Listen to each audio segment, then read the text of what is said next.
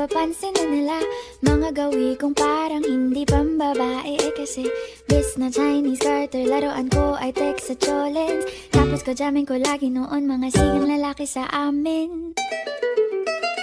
Nung ako'y mag-high school ay napabarkada sa mga bay. Curious na babae na ang hanap din ay babae. Sa halip na makeup kit, bit ko ay gitara. Tapos pormahan ko lagi ay long sleeves na t-shirt at faded na lonta.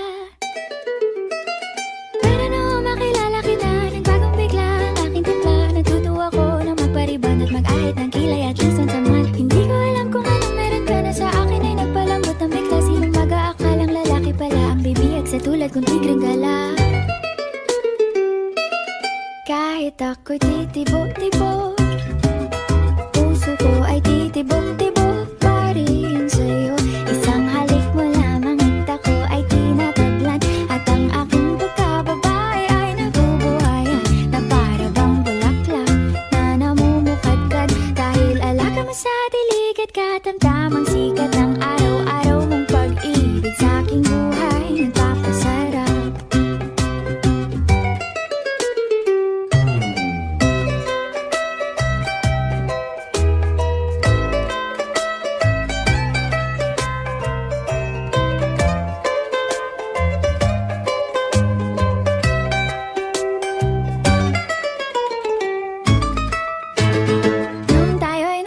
Ay saka ko lamang binigay ang matamis na oong 10 buwan mong trinabaho.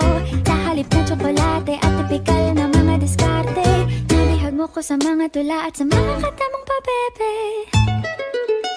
Kaya nga noong makilala kita, alam mo na agad na mayroong himala. Natutuwa kong magtakong at napadalas ang pagsuot ng bestidang pula. Pero di mo naman inasam na ako ay magbagong tuluyan para patunayang walang matigas na tinapay sa mainit na kape ng iyong pagmamahal.